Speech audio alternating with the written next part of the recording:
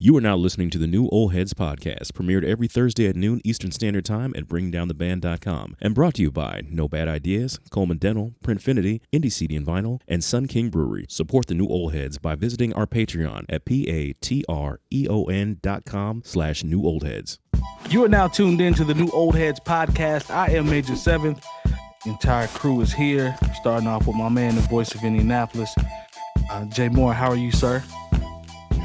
As always, blessed and highly vaccinated. Okay. You know, just trying to live a little bit, enjoy my day. I'm not mad at that. Straight to the point. I can dig it. On my left, my man DJ Jay Diff. What's happening, man? Salutations. What's good? Oh, I can't call it. I see you good, mic'd up and crispy, ready to roll. Yeah, we got it worked out, man. We got it worked out. Good to go. Okay. All right. Good to go. Good to see you as always, brother. Live from the Bringing Down the Band headquarters, where I no longer need to mention my lamp because I have my own. My man Lonegevity. How are you, sir? I'm doing all right. It's hot outside. I don't know. That's like all I got. That's all you got for me? It's hot. Everything's all right. Yeah. It is hot, man. You got your sun kit? Yeah, I got my product placement as well. I don't know if everybody is in tonight, but I got mine. Oh, and just a reference, obviously, next week is when we're going to be doing the radio thing. So, yes, I know Lone will have a formal joint coming up, but yeah, that's going to be fun. I'm excited about that. So yeah, good to see you gentlemen as always. The crew is here. The chat is here as well. Let me run down the list real quick. For who I see in here so far. David, I see you. Poet 1221, we appreciate you joining the crew, bro. Appreciate that. Nicole is in the building. What's happening? Trey, I see you. Nate Jeezy, my East Coast family is in the building. And I believe that is it so far. If I missed you, I apologize, but I think that's everybody that's in here right now. If you're not, you might be lurking. It's all good. We appreciate you if you're lurking. But stop in and say something if you get a chance. So, keeping with the new theme, we have the first topic for the show suggested to us by the chat, and I believe today's topic is going to be the one year anniversary of George Floyd situation coming up on today. So it's crazy that it's been a year. It didn't even seem like that really, but as more of these things continue to happen, it's like we look up and time is just flying by, especially with COVID and everything. So it really literally has been a year, which is crazy to me. In terms, I guess for me, just in terms of thoughts on that, I'm curious about this bill and why it hasn't been passed yet. It's coming up on a year. I was kind of thinking that JoJo would have been able to get this one passed by now, especially on the anniversary. And you see a lot of people talking about holding him accountable, like from a standpoint of the things that he does versus when Trump was president. And I look at it this way: if we're gonna be fair, then we have to be fair and hold him accountable as well. Nobody said when he got elected he would be perfect. He was the one that was on the Breakfast Club talking about, if you black, vote for me, and I'm looking out for black folks and all that. I'm like, man, coming up on a year, brother, and still hadn't been passed. So that's pretty much my thought. Like, it's good to see his daughter, and knowing that her college is going to be paid for. Shout out to Steven Jackson, things that he's been doing ever since this happened. And there is a movement, but I personally am more focused on that bill and why that bill hasn't been passed. That's pretty much where I'm at with it. Lone, what's your thoughts, man, when you think about the anniversary of George Floyd? Same. I mean, obviously we could reflect on a lot that's happened in the last year, obviously, politically and everything. Yep. And, but, where we're at right now, I think that's the important thing. And, Biden has not come through with that yet, so he needs to. And, it's crazy. It's been a year. It is. So, we've been doing this for a year, because that happened when, we first started like going live. And so literally, that might've been our first show even. But yeah, man, I guess I don't really have anything else to say. I feel you. Like, it is what it is. Jay Diff, jump in there, man. What comes to your mind on the anniversary? At the end of the day, like Childish Gambino said, this is America. So, um, Yep. I can't really say any progress has really been made other than the fact that a couple people decided to actually address an elephant in the room that's been going on forever and ever. They used George Floyd to do that. I mean, Mm-hmm.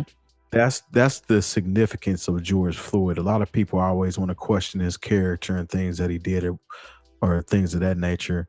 The whole premise of this movement, though, was to shed light on what's been happening for years and years to come and Right. years and years in the past. And Biden is a politician. I think I can speak everybody's opinion on the show that we all not Biden fans. It was more so not putting the battery in the back of the Trump supporters, which Right. of us to vote a certain way. I'm not.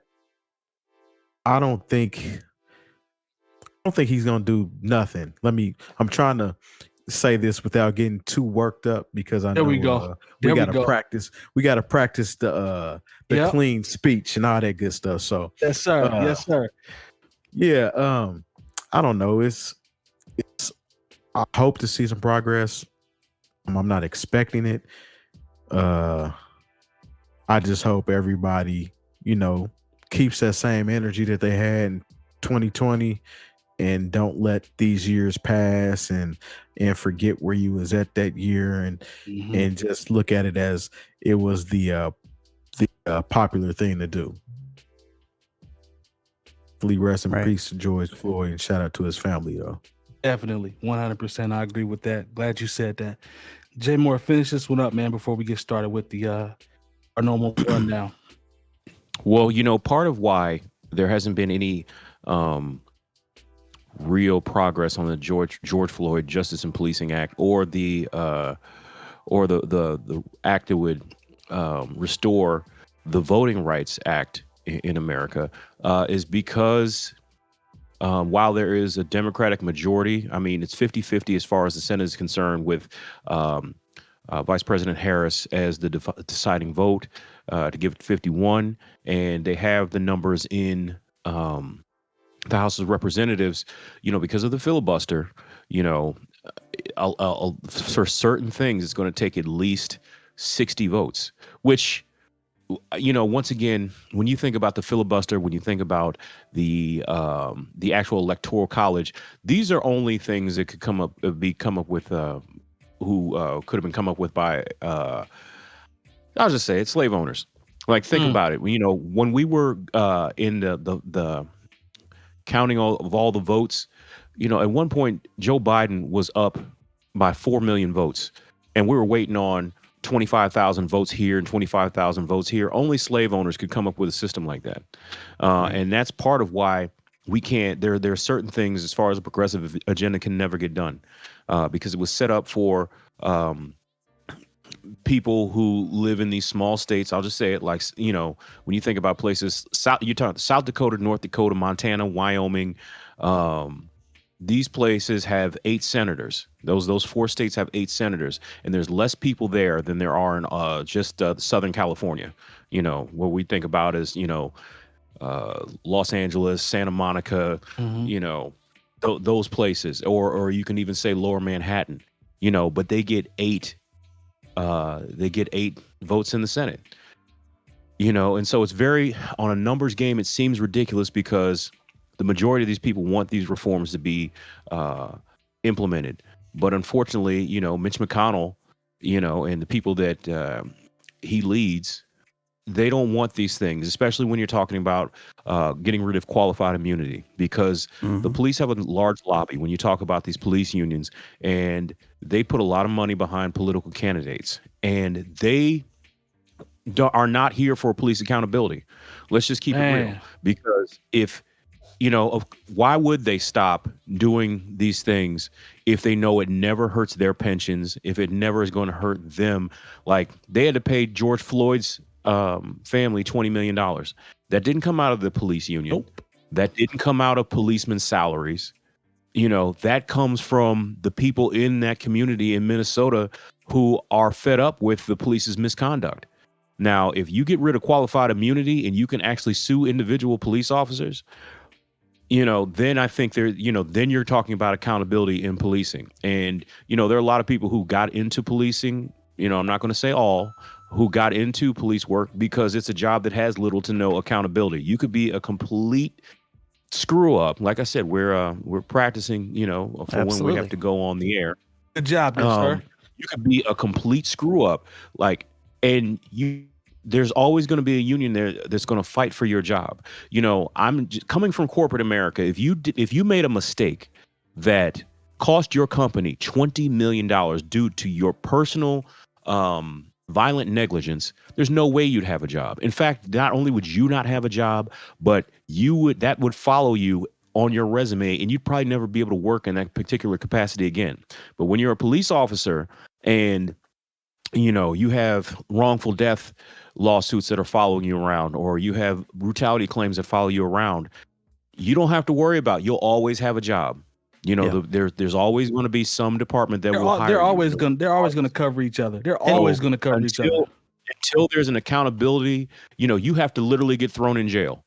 Or because even the police officer who shot Tamir Rice, who was deemed unfit to carry a service weapon by the first police department that he tried to work for, they're still trying to get him a job. There are police departments that are still trying to look out for this guy, despite the fact that he murdered a child, and there are still police officers who are trying to look out for him because there's no accountability. So until we can implement some sort of accountability that comes by way of hurting the police financially, or individual police officers financially, then it's going to be a long road. We still have a lot of work to do. Just because a couple of cops have been thrown in jail for misconduct, which it really shouldn't be a far stretch. It's a big boys club, man. At the end of the day, it's a big boys club. That's all. We've actually made any progress. It's a big boys club. True. That's all it is, and they're going to continue to look out for one another. The one thing I'll say on top of that, real quick, Mike, is that if America legitimately wanted to, all this stuff that we're talking about now, and you talked about, the taxpayers are ended up paying for the police department's mess ups, right? And if what was I gonna say? I lost my entire train of thought. Well, what I was gonna say essentially was, if the people out there that are really against, I feel like everybody should be against police brutality, even the people that say that there's no such thing as police brutality, for the simple fact that it costs taxpayers so much, and most of the people that are counter to it are people that are conservative in nature. And you would, yeah, exactly. And so you would think that you would be on board with not spending excessive taxpayer money in paying out people that are brutalized by police officers. It seems like it would make sense, even from a fiscal standpoint, to want to get this department or this system of America under control a little bit more. So hopefully, this could who feel like police brutality, if they think the police can go out and brutalize Black and brown people, it makes them feel a little bit safer at night. So they feel, I'll go ahead. I don't care about those tax dollars. I do believe that. Because they're that invested into their racism that they don't care. That's 100% true. What else can you say that it is? If you're one of these people who's like, I want smaller government. You know what? Every Black person in America wants smaller government because we want a police department that's held financially responsible for their shortcomings, and that would result in certainly a smaller police force, because and we want fewer dollars spent on the people who are not invested in our community as far as actually keeping it safe. Now, I'm not one of those people who wants there to be the police to be abolished, but I do think that it needs to be reformed, and we need a whole nother way of doing policing in America, because it's clear that, look, let's just be clear. Before, say, 1968, before I could be wrong on the year, the Civil Rights Act, and you couldn't segregation became illegal. That might be 63 or 65. I know it's somewhere in there. A large part of what the police's job was keeping black people out of white neighborhoods and keeping black people out of white spaces. And I know some people feel like that's so long ago, but like I think about that. I think about the age of my parents. That's not that long ago. You think about people that you know who remember those times where it was like, oh yeah, I remember when we couldn't go to this side of town, or we couldn't do this, or we couldn't eat at those restaurants. And that was part of what the police's job was, to keep black people out of white spaces. And just because legislature changed, spaces, that's tough. Certain things were changed as far as the law, the mentality didn't change. And that mentality has been passed down through. And I know we're going a little bit longer on this and it's a deep dive, but I'm just saying that, you know, you got to understand what the police were started for. And we can go all the way back to the slave catchers. Oh, man, this will turn into a whole show, dog. This will turn into a whole show. When you get into Jim Crow, even you get into Jim Crow and segregation, like I said, the police, you got to really do your research. A large part of the police's job was to keep black people out of white spaces. Yep. And very true. That mentality just didn't go away with the stroke of a pen. Yeah, and I'm cool on old boy getting sentenced, because who knows what that sentence is going to be. Let's get the bill passed, man. At the end of the day, that's what I'm here for. Yeah. Let's get that passed. Do what we sent you to do, Joe Biden. Because all I know is he ain't been in all. How long he been in office? Long? I mean, how long has it been? Barely 6 months. Yeah, I'm just gonna say that. I'm just gonna say in 5 February months. 22nd. Thank you, sir. I'm gonna say within then the hotline got passed. I'm gonna leave it at that. All right, let's go ahead and jump into to the show for today. Shout out to the chat. I see you in here, poet. Mine refreshed. So if anybody else said anything while we were talking, I'm sorry. I think mine just refreshed. Let's get into Alchemist and Earl Sweatshirt now.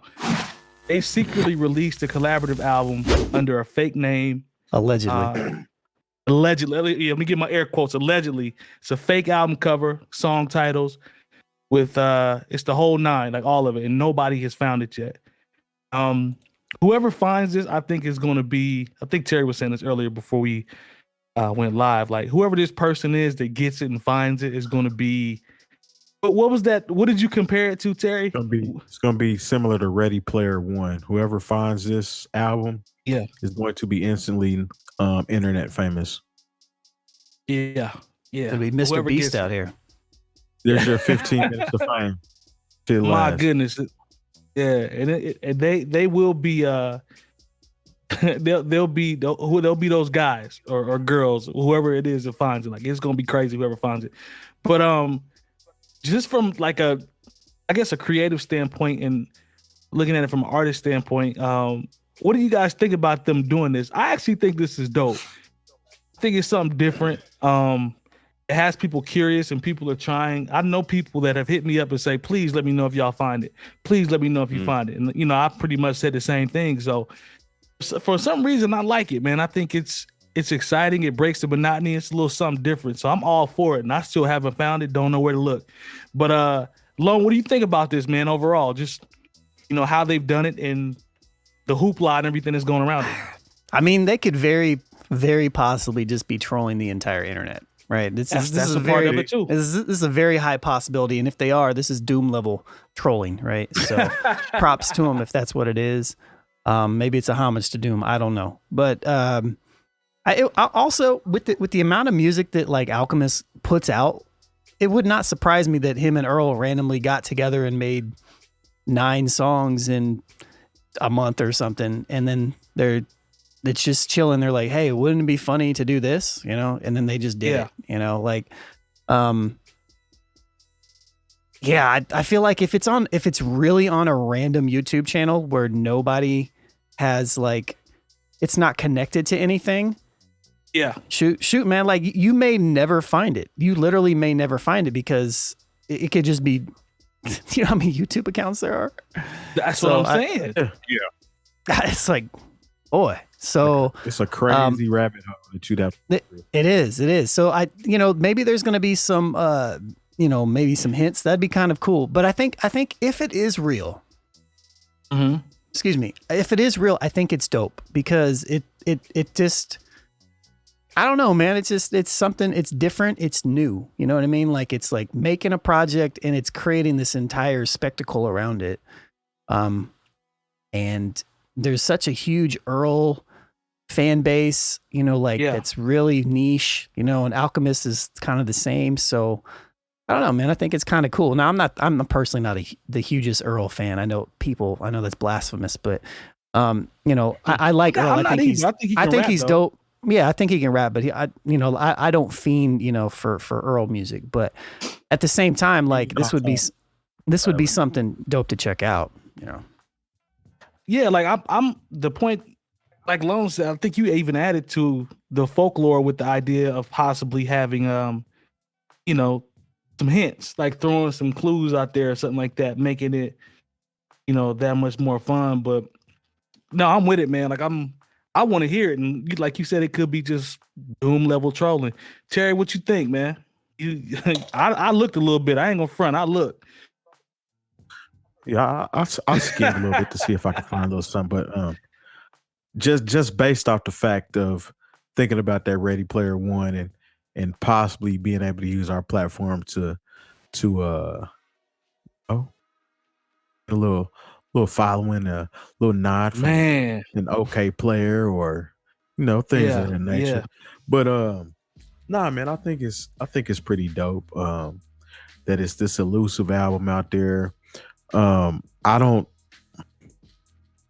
like, what are the steps to find it though? Like, I was literally typing in stuff that Earl Sweatshirt that said different people that produced, even like what he typed out when he was saying nobody found it. I even tried typing some of that stuff into YouTube, seeing if that might trigger something. Obviously I came up empty-handed, but we had a comment. We had a comment on the YouTube video that I put out yesterday or maybe the day before that said, what did it say? Hold on, let me pull it up real quick. Where are they at? All right, give me a second, but you can keep talking about. But no, I think it's kind of cool. It's kind of like Mac Miller actually had a secret page that he used and did different things on too, that I guess a handful of people knew about though. On some burner account type stuff. Yeah, but he never said who it was. Oh, but it wasn't music though. It was more like just a random page of I can't remember exactly what it was. But I mean, it's not far fetched that something could be out there, but at the same time, it could be a serious level of trollery. It's even a word going on with this album. It's so 2021 to think that this is like huge trolling.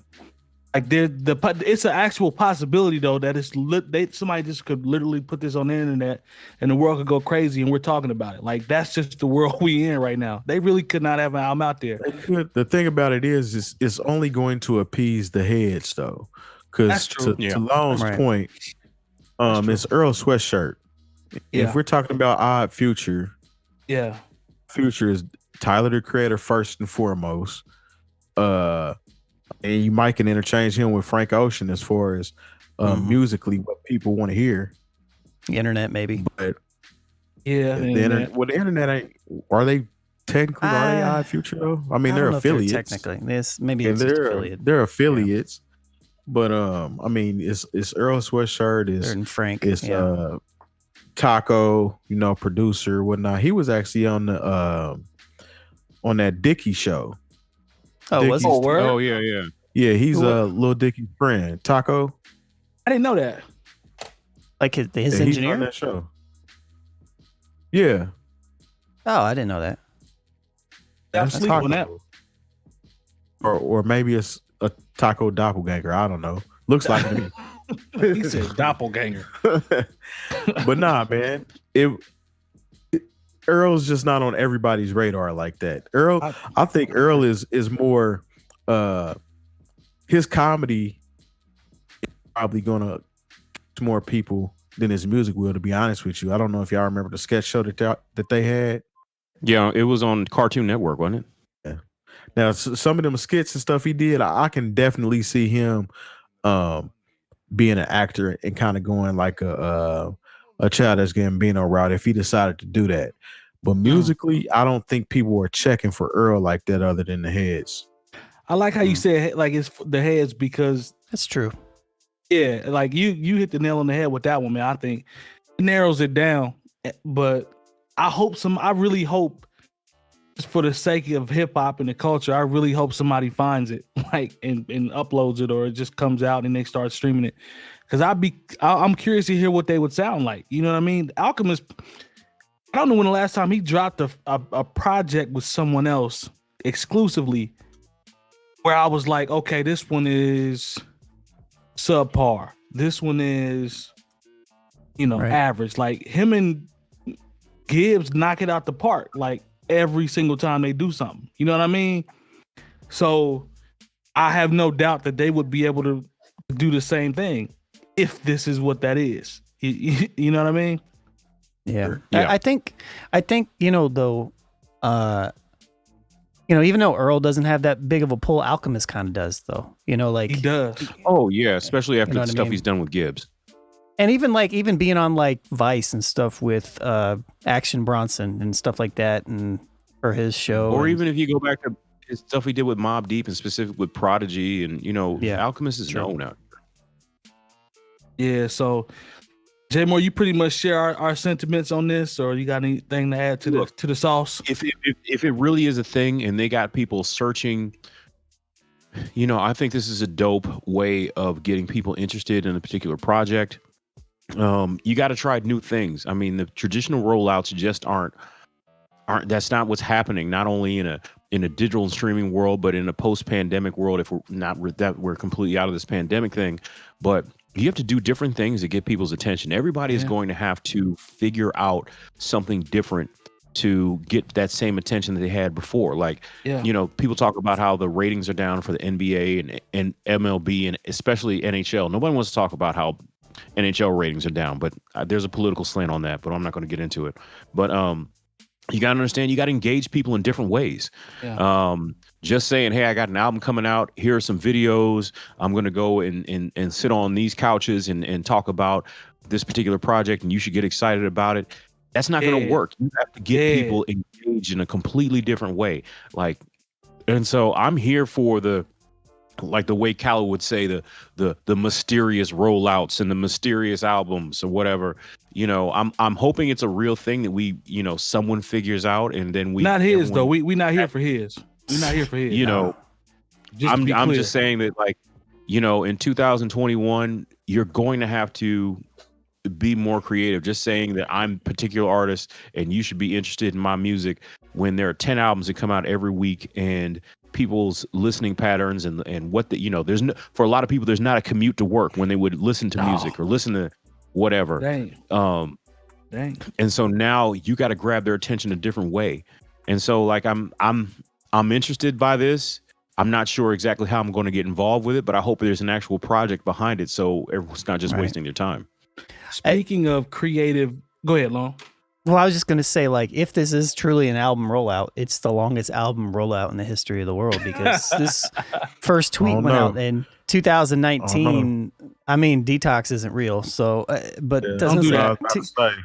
2019 January is when the original tweet went out, so it's over 2.5 years. But yeah, but to Jay's point, I mean, if this is real, it is kind of a dope thing, it is different. This is the type of theatrics I'm okay with. This is fine. Yeah. It's not, And I'm not on Sky Zoo's promo team or none of that. But speaking of creative stuff, I saw him release something today where he's going to do a limited edition. He has limited edition merch is coming out. Perform his album the night it comes out, before it hits the streaming services live. 25 tickets is the max. And he has 25 signed posters for his album that's signed by him and his son. It's fire. I saw him hold up one of the posters. You can see his son's 4, so you can see him write his name Miles real big on the poster. He's named after Miles Davis. stuff like that. And he said he has pens and stuff that are going to come out. That's different. I haven't seen somebody have their son do an autograph poster with them. Like little things like that. Performing the album before it comes out, like, you know, exclusive. To Jay Moore's point, it just got to be different, man. It just has to be different because there's too much music to consume, and you have to ask yourself how you gonna stand out at the end of the day. Yep. So, but no, shout out to Sky Zoo, man. I'm curious to hear the album. Shout out to 𝐀𝐄𝐃𝐒 too, the homie, man. I know 𝐀𝐄𝐃𝐒, Lone knows 𝐀𝐄𝐃, and Rashid ID. They had his first. Yeah. What I mean, you know of him. I mean, I know 𝐀𝐄𝐃, yeah. Yeah, they've had their his first 2 singles. So salute to those brothers, man. That's dope. Chicago. Yeah, Chicago, Chi-Town. All right, let's. You wanna? Am I too early for partners? Can we keep? Yeah, rolling? let's do partners. Shout out our partners real Sounds quick. good. We'd like to thank our partners, New Old Heads Podcast, No Bad Ideas Clothing Company, Coleman Dental, Printfinity, Indie CD and Vinyl, Sun King Brewery, and the hub for all things New Old Heads, bringingdowntheband.com. Remember, once you type Bringing Down the Band in the search bar on YouTube and the page populates, subscribe and hit the bell for notifications. And as always, we thank you for your support. Now back to the show. We're back. Demerits. Oh, okay. Welcome back. And the conversations get crazy during these commercials, if you will. Shout out to the partners as always. We appreciate each and every one of them and look forward to continuing to grow our partnerships and relationships with them. So salute to all those good people that help us out, continue to help us do what we do. All right, let's go ahead and get into our next topic. And I know I don't know if everybody, I've been watching this exclusively because I think it's hilarious, but I also think that there's another angle. I want to throw this angle at you guys. I don't know if you guys have been watching Kwame Brown. He has been going off ever since Steven Jackson and Matt Barnes brought him up, and tried to play him with a comment with Jeannie Buss. And I'm just going to paraphrase it to keep it simple, but she was talking about a trade that involved Kwame Brown when 𝐴𝐿 went to the Lakers. And they were mentioning how many players got traded. Jeannie Buss mentioned 𝐴𝐿, and like Matt Barnes tapped Steven Jackson, was like, mentioned Kwame Brown, and he tapped him, was like, no, that's not a player. Don't worry about him. He's not a player. He don't count. So Kwame Brown has been roasting Steven Jackson. He's been roasting Matt Barnes, calling him Becky with the good hair, destroying Stephen A. Smith. Jamel Hill got it. And Charlamagne decided to, because they're from Moncks Corner, South Carolina. So Charlamagne decided to go on the Breakfast Club and start saying, look, y'all leave Kwame Brown alone. This dude's dad was a killer. He got brothers that were in jail for killing people. He got sisters that fight and blah, blah, blah, blah, blah. Like, really putting that man's family history out there for the whole world to see, and like talking about how dysfunctional his family was, and leave that dude alone. He's unstable. You don't know what might happen. Man, Kwame Brown flipped. I'm talking about, start talking about Charlamagne's allegations. We all know what those are. Funk Flex destroyed him for like 30 minutes on the radio. And then Charlamagne gave like an apology where, I don't know, it looked like it was scripted. Like somebody just gave him something to read. I don't know if it was sincere. Y'all have to watch it. You be your own judge for that. But I don't know if y'all been following. Like me, I know Lone posted a video for the game on it. It's hilarious, by the way, on Kwame's side, because he's been getting roasted for like 20 years. And he's still the butt of a lot of jokes today. And Fan been retired since like 2013. But my question to y'all is, and you can jump in and add to Kwame if you want. When it comes to Charlamagne, the things that the people are bringing up, like Flex and Kwame Brown and stuff like that, has Charlamagne kind of skated around that and still been able to be super influential in hip hop? Do you think he's gotten a pass for some of those things that have gone on with him and somehow still been able to be relevant in the culture? Because people are dragging him now, and a lot of stuff is coming up, man. That's not a good look for him. And Kwame was talking about, he brought up stuff about how him and MV act on the show, and I'm not gonna get into all the details because I ain't here for that. But y'all know some of the stuff that they do on those shows. But just from a perception standpoint of a film, has he skated by? Because Charlamagne he does some good things in this. A lot of times I catch myself being like, what the hell is this dude doing? I could be wrong, but some of the stuff they was bringing up, I'm like, damn, I forgot about all that. Go ahead, Jay Diff. I think I don't think he's been getting a pass. There's videos of people chasing Charlamagne down to whoop him. You know what I'm saying? While he's trying to go to work. Clown Charlamagne all the time. The thing about it is there's a certain level of trolling, mind you, that he succeeds at and has far succeeded at, which has placed him in the position that he's in now. There's things that don't necessarily bother him. I mean, it just rolls off his back. He's not scared to talk back to you. He's not afraid of whatever joke or jab you got to do. The thing with Kwame Brown is Kwame has been hibernating for the past 20 years and has now decided to start voicing his opinion. And in his opinion and the things that he's talking about is pure comedy, is pure truth, some of it. And it's pretty much all about accountability and him coming at people that that have rubbed him the wrong way for a long time. So I mean, it's warranted, and it's funny to see everybody run and tuck their tail when he got something to say now. You know, I feel you. You can't preaching to the choir. You can't literally talk to a grown man like that and don't think that eventually he's gonna have a breaking point. No, I mean, he's not exhibiting like signs of he's gonna do something to you type things like that. He's just calling you out on your BS, and he's welcoming anything that comes his way. And I'm not mad at him for it, man. I'm not neither. I'm not mad at him at all. And as far as even I also seen back to what's my guys? Who we talking about? Charlamagne. Charlamagne. You talking about Matt Barnes and Steven Jackson? No, back to Charlamagne. Not Matt Barnes and Steven Jackson. I mean, everybody's tucking their tail, but back to Charlamagne. There's allegations that are coming up, which he's already taken care of and handled, and this is the first time that they've been in the limelight or whatnot. It comes down to a lot of things are witch hunts. When somebody thinks they found something out that wasn't public knowledge or everybody doesn't know, they think they got something and they want to pull some strings and try to bury somebody. But I don't think that's happening with Charlamagne, and for him to give himself the donkey of the day with the Kwame situation, this ain't the first time he gave himself donkey of the day either. You know what I'm saying? So it's accountability at the end of the day. And that's what Kwame Brown is pretty much calling everybody out on, and he took it on the chin and is trying to roll with it. So I ain't mad at him. He took it on the chin for a long, y'all remember, well, if you're a sports fan, you watch the league, you remember when he was drafted. He been getting dragged ever since he was drafted. I'm talking about drag. Yeah. For like 20 years. Yeah, ever since Stephen A. been one of the main people clowning him openly. I think Kwame even said something about that. He's like, Stephen, did you even have a job before I was around? Bruh.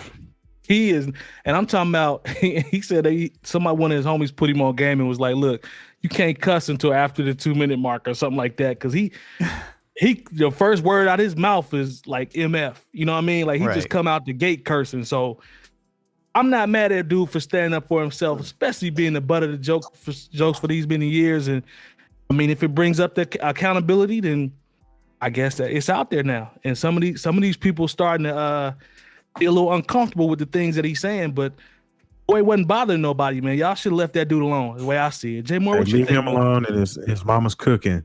Yeah, is the strength, is what strengthens him. I almost want to get one of them t-shirts low key because I like the design is trash though. That design is so trash. It is. It's better than the old boy album cover though. Capadonna. Yeah. Go ahead, Jay Moore. I ain't mean Well, this is the thing, and I think we've all in a certain way been entertained by Kwame Brown and the things he's had to say about public figures, but he's getting a lot of like love or whatever, but like the way the media landscape is and just the way the internet works, it's going to come to a point where, okay, Kwame, if this is your content, change it up. we're gonna get tired. We're gonna get tired of it. You're gonna run out of people to talk about. Because even with what he had to say about Jamel, like it's just only reason he clapped back at Jamel is because he had never seen Game of Thrones.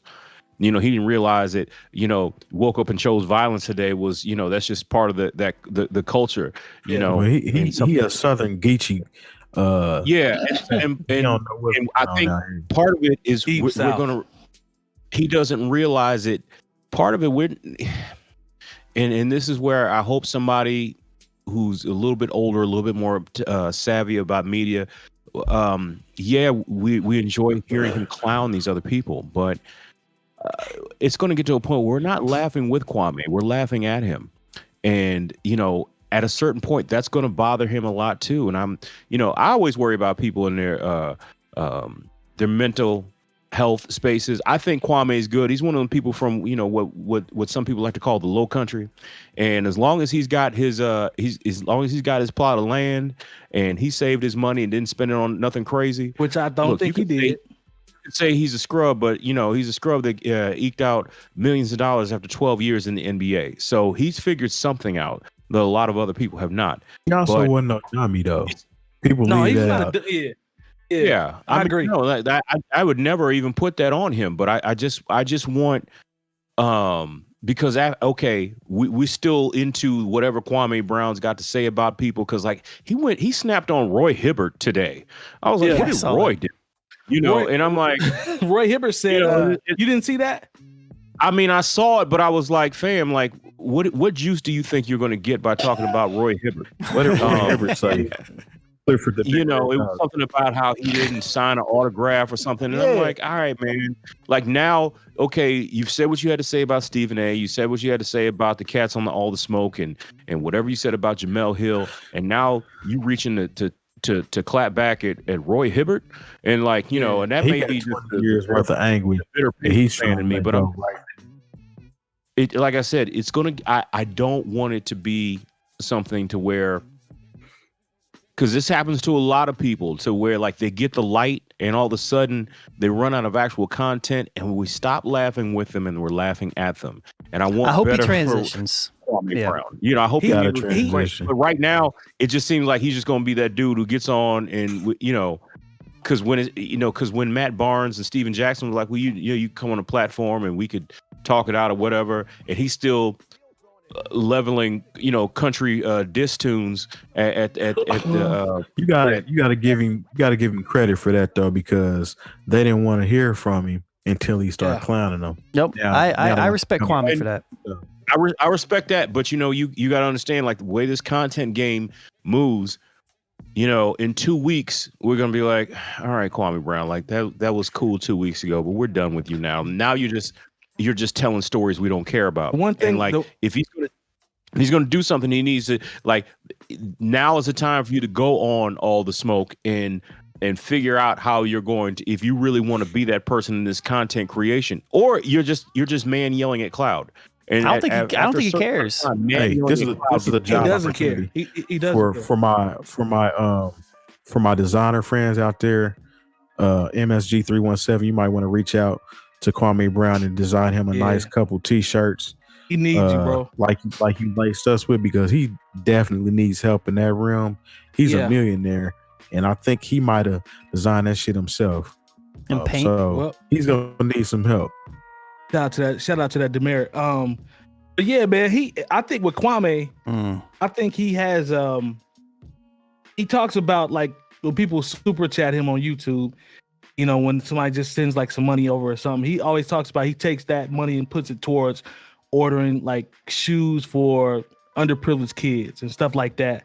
So he's really like he's really trying to. He also has used the platform to talk about how they're buying property down there to help felons be able to become, like, homeowners, or that they can rent and stuff like that. So I hope he starts to sneak more stuff like that in while he has everybody's attention, because him saying boy 150 times and cussing every 3 words, like, what I'm saying? I've been a hell of an N-word for a long time. Yeah, like at some point that ain't gonna be it. So to Jay Moore's point, like we're gonna have to pivot now and let's get back into the community stuff you're doing because it's working now, but that's eventually gonna wear off. Like I'm cool on that.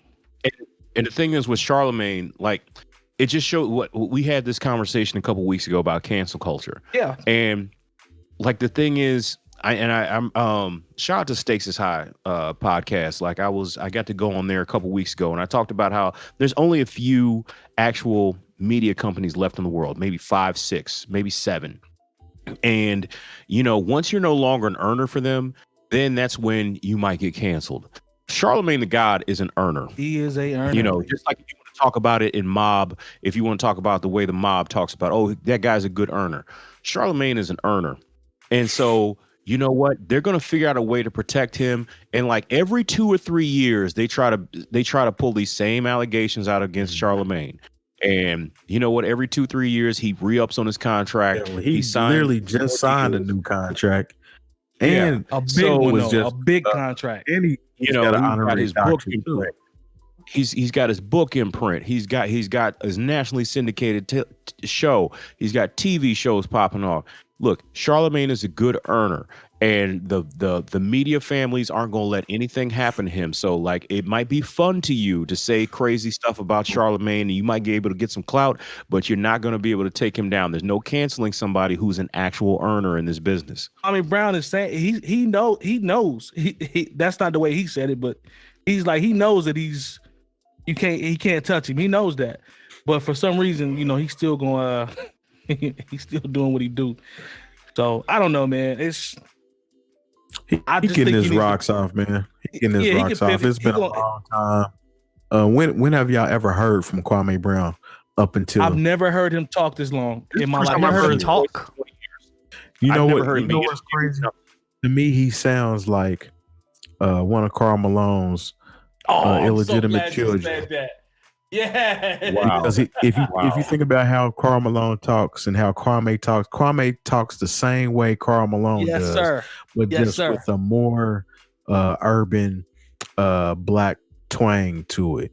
Yeah, vernacular. It's not as rural South. It's not as rural as the mailman, but it's a little more deep. South, but it's just got the same dialect to it, though. I'm so glad you said that, man. I had this same conversation with my cousin. I said, "Fam, this is like 2021 Karl Malone, just with a little more, as Lone said, a little more urban Karl Malone, man. Yeah, like he is definitely cut from that cloth. That boy, that's a country boy right there, man. He remind me of some people in my family. He Geechee, get it right. Bruh. Oh, sorry. Yeah, that's what he said. Geechee. I apologize because I sure don't want no smoke. The day the Geechee is over. The day the Geechee is over. I'm sorry.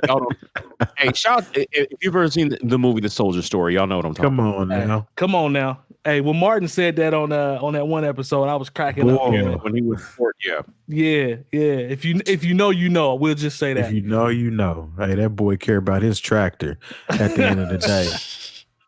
He was I may want to make sure his tractor good, his guns is good, and he got time to go hunting and fishing at the end of the day. He was like, I'm 7 foot. What you think I'm supposed to be driving, boy? Hey, boy, like we think of Kwame though, like we think of him though, like he doesn't need any of this stuff, man. Like he's a retired NBA player. You know what I mean? Like even as somebody that wasn't earning like what LeBron James made, he's still an NBA player that played for 12 years. Man. Like Kwame Brown's good, straight, and he's living in the South. He's living in the South too. What people forget at the end, what people forget is once you've made it to the point where you're an NBA earner, had an NBA career past 5 years. Yeah. Ain't nothing nobody can really tell you. If you made it to the NBA, I mean, you automatically you're a winner. You won. I agree with that. A lot of people, that's what you aspire to do. You aspire to be in the league. This man, you go in that first round, went. He was drafted right out of high school into the league. Yep. First. 17 years old. That's winning. Yeah, fam, winning. Like, unless you, and I ain't trying to diss, I'm just going off the facts. Unless you like Antoine Walker, because Antoine Walker ran through 100 mil. He says it. He'll tell you. You know what I'm saying? Bad. Like Kwame Brown Damn is bad. straight though. He earned about 65, 70 mil, and he talks about all of his investments and stuff like that. So, hey, leave that man alone, boy. He won, boy. It's all right. We fool with Went Kwame. out there, 15 chicks, boy. He said, "I'm 7 foot. I'm supposed to be driving in a truck, boy." He said, "You want a box? Why would I box?" Why would I box you, boy? All right, man. Why would I hold time? Don't do that, man. The whole time. You gonna get Jay Moore started, man. Don't do that. Oh my goodness, man. I wish we had the soundboard. Why would I hog tie? All right, man. I'm losing track here. I gotta get this one in before we get out of here. All right. So, Ninth Wonder, for the people, I'm not sure if everybody, but Bam has taught, lectured at Duke, I believe Harvard. Yep. I want to say one more school, maybe back at Winston-Salem, I'm not sure. With music courses. And now he has partnered with the LIU Brooklyn and Rock Nation.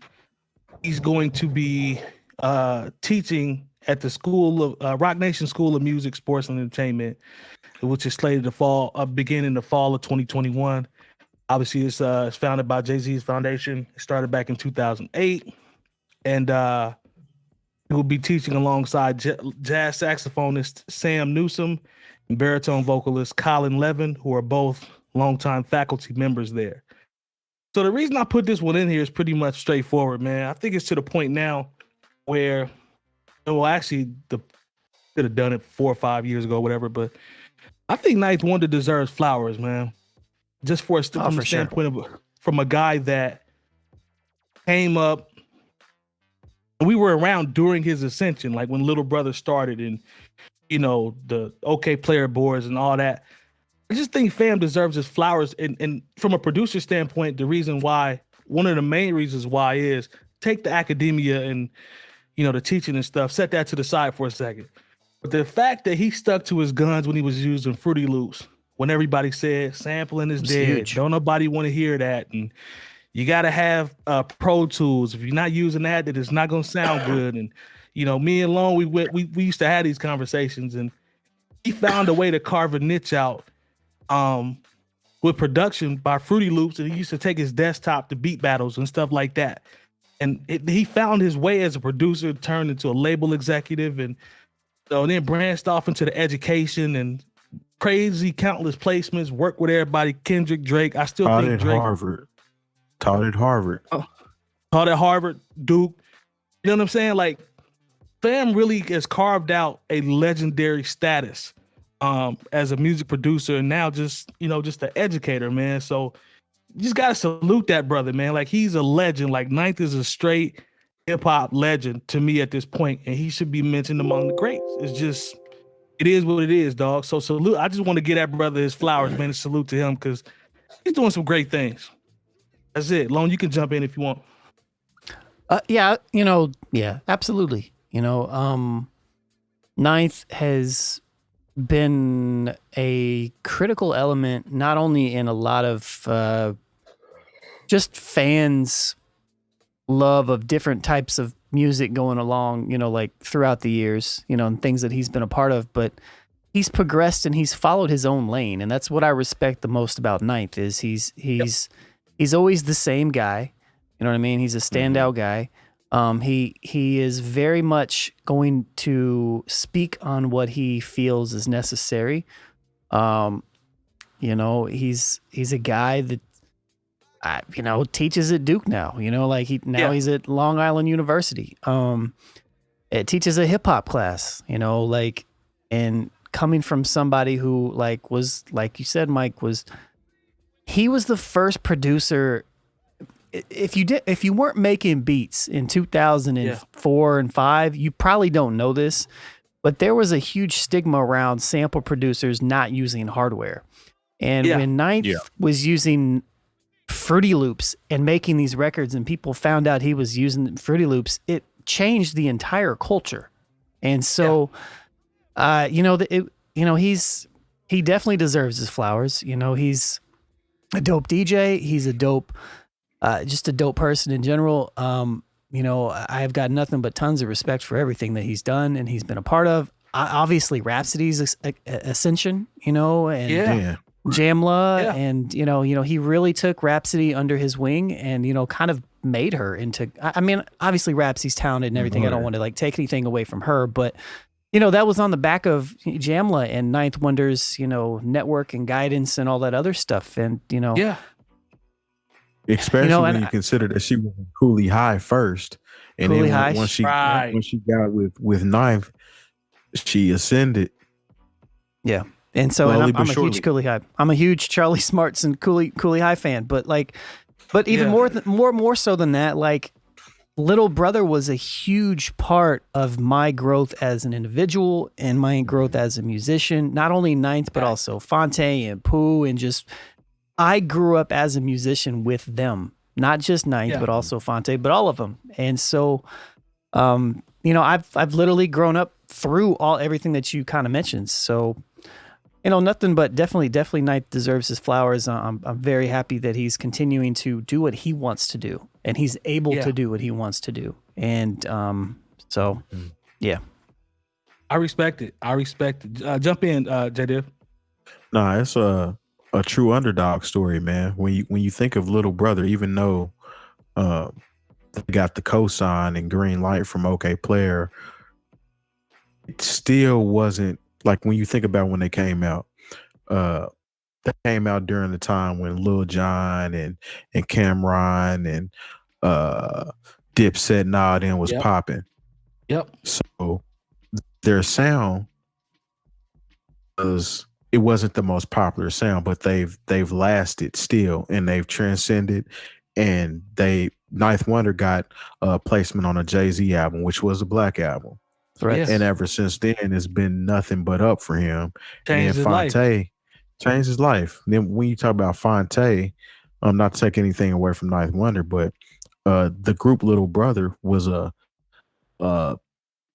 that was just before their time, man. And they came in at the wrong time, if that makes any sense. Oh, definitely. Because of when they came out, they were just overthrown and crowded by the other stuff that was going on. If they had came out maybe either a little bit earlier, a little bit later, I think they would have been just fine. But and you mean mostly they for still success, dropping great material. Say that again. You just mean like for success purposes, right? For success purposes. I mean, we all love that group. I think they came out at the perfect time because there was a void.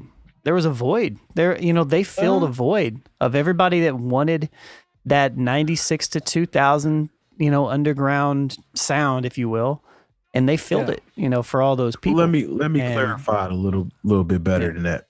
What I mean by that, I know what you mean, though. If they're aspiring to be the hip hop group that everybody's checking for sure, they're pretty much crowded by another type of sound or a different type of hip hop at the time.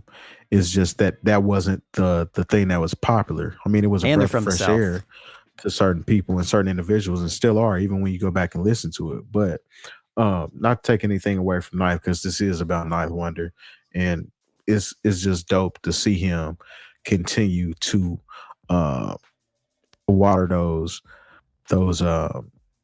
the seeds that he planted a long time ago. Like I said, he got placement with Jay-Z on a Black album, and fast forward to now, he's I don't know if he necessarily connected Rhapsody with Roc Nation management. Oh, he had to be a part of the right. Yeah, he was in there somewhere. He had to be in there part of that. That relationship that he started back then is helping her, and it's coming back to him tenfold. So kudos to him, man. Yeah. What do you think, Jay? No, I mean, the thing is with Ninth, that Black album placement was big, but do you know what was actually bigger around that same time is when he got placement on the Destiny's Child album that came out after the first Beyonce album. He had two records on that album, I believe. But he had two joints. But the song "Girl" was actually a single Yeah. The fact that was actually a single, because Threats, as much as we love Threats, that wasn't a single. Yeah, that's the B-side. That's a B-side on that Track album. number He 8. got a single off on a Destiny's Child album. Facts.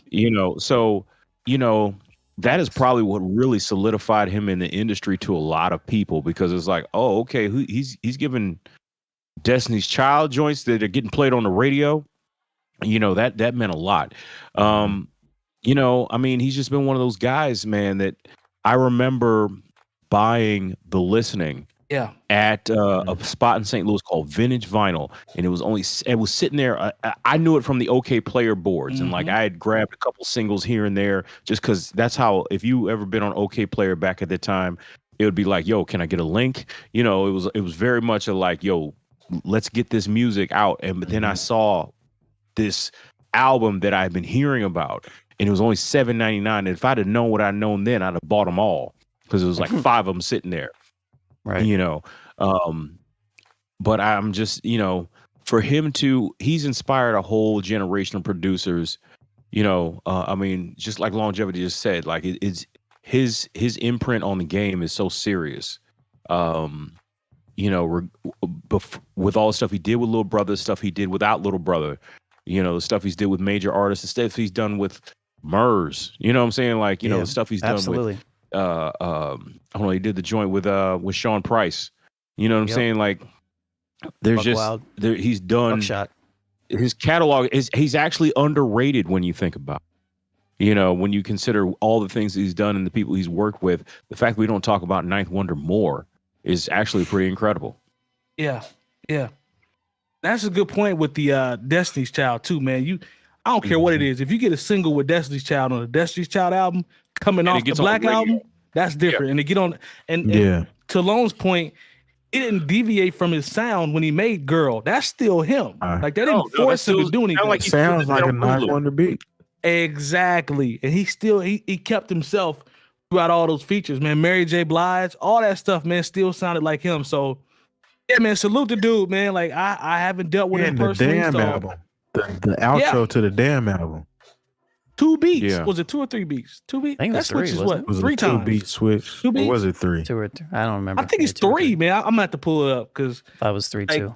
Because the story on there was so cold about Top Dog when the beat was switched. So yeah, man. Like I said, I haven't dealt with dude on a professional level. I don't know if he's a jerk or something. I can't speak on that.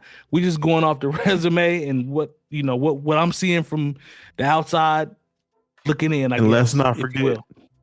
One more point. The artist of the decade actually looked up to Little Brother at one point in time. And never reached out to them for any features, but that's a whole nother topic. I mean, Ninth Wonder. You got on was that Comeback Season? That Sweet Love, that was Ninth. Nah. I need a Fonte. You're like, I'm not going. Nah, I want a Fonte feature on a Drake album, sir, produced by Ninth Wonder. You ought. Be nice. I ain't gonna say I'm not gonna nice. say but what I'm saying is, it burns me up when I see the video. Oh my God, I love Little Brother, man. I grew up on Little Brother. Oh my God, man, I just love Ninth Wonder, man. Oh man, Fonte, man. And you don't ever do a feature with him. Is that your Drake impression? In that video, that's what he sounded like. Oh my God, man. Fonte's like the worst Drake awesome, impression man. ever. Like, oh my God. And I'm like, but you still ain't. Do you not want to get bodied on the album? I feel you if that's the case. By the dude that fathered your style. Don't get me started, man, because we'll go down a whole nother conversation. I have one more thing to say. There's one Ninth Wonder story that random that nobody else has because it's my story. But 2009 at A3C, 𝐏𝐿𝐢𝐿, me and Grits, we got invited to play down there. And I think it was 2009. 2008 or 2009. I don't know. I think it was 9. But anyways, we get there. Shouts to Poppy Hamon and DJ Castle. And I remember we're walking past to Ninth Wonder's DJing on a Red Bull music truck truck thing. You know what I mean? Oh, yeah. That like has expand out thing. And I never forget, this guy tries to like hop up through the area where he was, and Ninth was on the mic. He said, "Hey, brother, you need to calm down." I'll never forget that. It was like it was the funniest thing ever because he had such a southern drawl. I just wasn't expecting it, but it was as I was walking past. Boys, man. So, but hey, brother, you need to calm down. Oh man, hey, that's funny, man. Yeah, but salute to that brother, man. He is he's done it his way, man, and I can respect that. Yeah. He's done it his way, and much continued success to him, especially on the education part, man. To give back and drop jewels. That's fire. All right, y'all. We appreciate you rocking with us. Shout out to the chat if you're still in here lurking. I appreciate you. I think the crew is still here for the most part. Goodwill, David, I see you. Y'all been chatting it up. I forgot to check on y'all. Nicole was in here about Charlamagne as well. I appreciate y'all. The poet, 1221. We appreciate you, brother. And do us a favor. Go to patreon.com/newoldheads and check our options. We have multiple options. I believe there's 7 levels, if I'm not mistaken. And if I would say follow us on Twitch, but we're getting ready to go to YouTube. Lone, I believe, has put the YouTube link in the chat. Yeah, so, it's the wrong link though. So let me post a good one. He's gonna post a good one in there. Follow us over, man. We got a dope announcement coming up next week. And as always, we appreciate the support. Continue to rock with us. We have enjoyed Twitch. We're heading over to YouTube. We'll see y'all next week. Peace.